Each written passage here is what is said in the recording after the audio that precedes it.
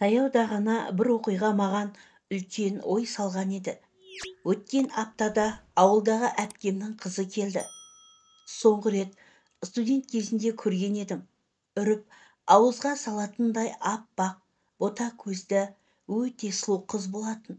Шынымды айтайын, үйге келген кезде танымай қалдым. Тұрмысқа шыққанына бар жоғы 3-4 жылдай ғана болған. Сол азғантай ғана уақыттың өзі оны соншалықты әбіржітіп жіберіпті. Денесі ісініп кеткен. Бұрынғы әдемі мүсіннің табы да байқалмайды. Әбден толысып алыпты. Бүйрегі отырып қалғанша өзіне қарамай жүре берген екен. Қалаға дәрігерге қаралу үшін келіпті. Табалдырықтан әрең дегенде кірді. Жетем дегенше еңбектегендей болдым дейді. Тіпті дәреті де дұрыс жүрмей қатты қиналған екен. Барған жерінің жақсы болуы қыз баланың бағы ғой. Кез келген қыз сол үйдің отымен кіріп, күлімен шығамын, бақытты етемін деп барады. Бірақ кей жағдайда, тіпті көп жағдайда әдемі боп барған келіннің көңіліне қаяу түсіретін сол отбасы екенде мойындау керек шығар. Әйтпесе бізде бар кінәні әйелге жаба салған оңайырақ. Жиен сіңілім әлі құрсақ көтере алмай жүр. Әдетте балалы болмай жатса, оған да кінәлі адам әйел болады емес пе? Бұл қыз да енесінен еститін сөзді естіп, жұтып қойып жүре берген. Үйленгендеріне 1 жыл өткен соң дәрігерге қаралыпты. Сөйтсе, бар мәселе еркектен болып тұр екен. Әйелде ешқандай дерт жоқ, дені сау. Содан сіңілім жиған терген ақшасын күйеуінің еміне жұмсайды. Бірақ ата-енесінің бұдан еш хабары жоқ. Әлі де келін кінәлі. Келін тумайтын әйел болып жүре берген көрінеді. Тіпті күйеуінің әлсіздігін ешкімге айтқысы келмей жасырған. Бірақ жағдай күрделене бастаған соң айтуға тура келген. Өйткені енесі құдағайына барып, қыздарың тумайды, бүйдеу деп намыстарына тисе керек. Ал қыздың анасы барлығын біледі. Күйеу баласының белсіз екенінен хабардар. Тек қызы өтінген соң ешкімге жақ ашпай, дымын білдірмей жүріпті. Бұл жолы шыдамапты. Өзіңнің балаң әлсіз деп ол да қойып қалыпты. Содан арада біраз сырдың шеті ашылған. Ал енесі болса, бұған дейін бала көтермеуге еркек адамның қатысы болады деп те ойламаған. Бедеулік тек әйелге ғана тән нәрсе деп түсініпті. Сол себептен де тек келінін кінәлай берген ғой. Бір қызығы, үлкен ұлының да 7 жылдан бері баласы жоқ. Олардың да бармаған жері, баспаған тауы қалмапты. Олардың балалы болмай жүргендеріне де ері кінәлі екен. 2 ұлына да білікті дәрігерлердің қойған диагнозы бір: табиғи жолмен бала сүюлері мүмкін емес. Себебі денсаулығында ауытқушылық бар. Әрине, дәрігерлердің тілімен түсіндіру мүмкін болмас, дегенмен оның барлығы генетикалық жолмен берілгендер. Адамның аяқ-қолы сау, ақыл-есі бүтін, жап-жақсы жүреді.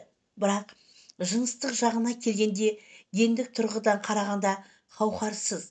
Бір ғана жол жасанды ұрықтандыру. Онда да ешкім кепілдік бермейді. 2 баласына да.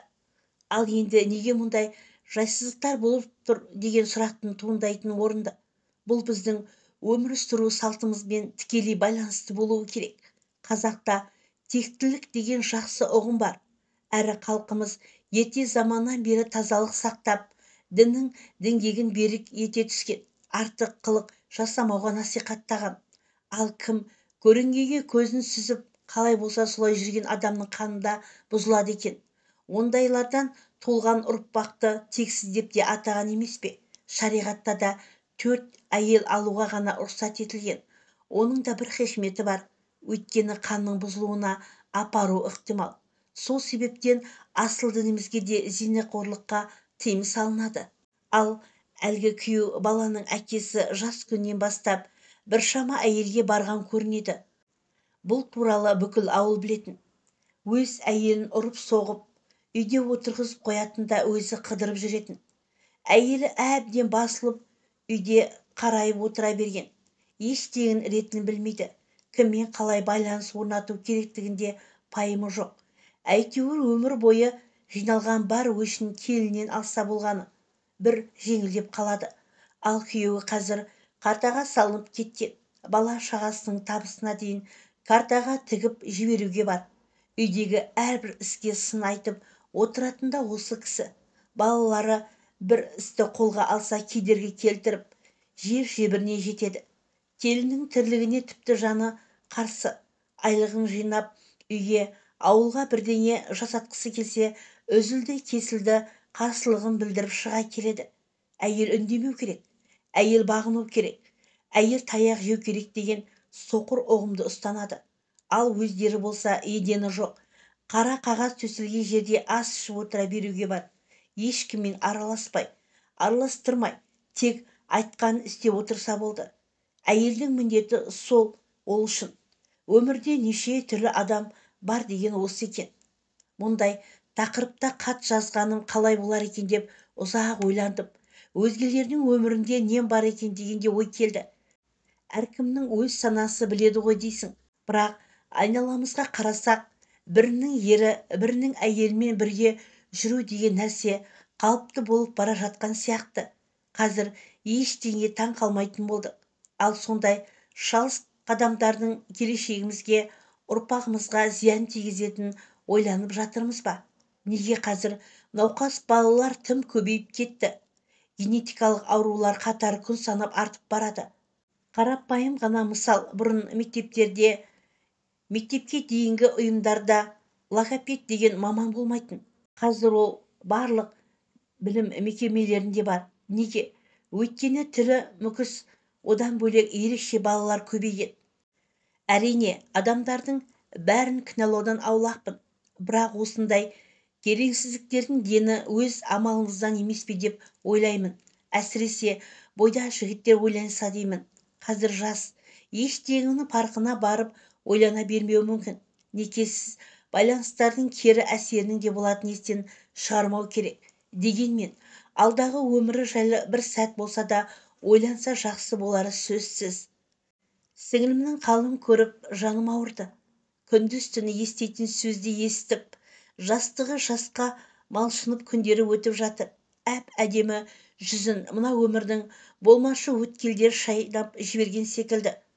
Ол сол үйде судай сіңем деп өз өмірін, армандарын, өз денсаулығын құрдымға жіберген. Тым олай өздеріңді басындыруға, аттаған босағаның қолына айналуға болмайды. Жас келіндер.